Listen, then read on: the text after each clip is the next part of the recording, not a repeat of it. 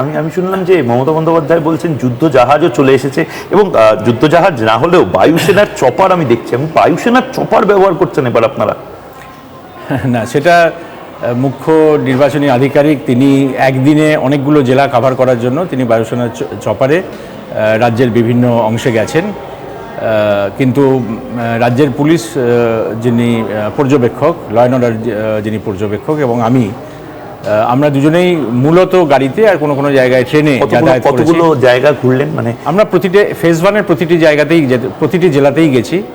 কিন্তু কালকে আমাদের খুব স্যাটিসফ্যাকশন হয়েছে যে আমরা যেটা করতে চেয়েছিলাম, যে একটা হিংসামুক্ত পরিবেশে মানুষ নির্ভয়ে ভোট দেবেন, সেটা করতে পেরে খুবই খুবই ভালো লাগছে। হয়তো এই মুহূর্তে কেউ বসে রয়েছে দর্শক, যে হয়তো 2026-এর এই নির্বাচনের মডেলটা নিয়ে হয়তো কোনোদিন কোনো ওটিটি প্ল্যাটফর্মে ওয়েব সিরিজ বানাবে। মানে এটা খুব ইন্টারেস্টিং। শুরুটা হলো, আমি যতদূর আমার ধারণা, শুরুটা হলো একদিন একটা নোটিফিকেশন বেরোলো এসআইআর হচ্ছে বাংলায়, এবং এসআইআর নিয়ে আতঙ্ক তৈরি হলো।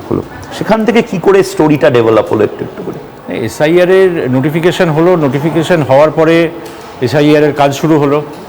কাজ শুরু হওয়ার কিছুদিনের মধ্যে, মাসখানেকের মধ্যে, নির্বাচন কমিশন মনে হলো যে কাজটা একটু তদারকি করা দরকার।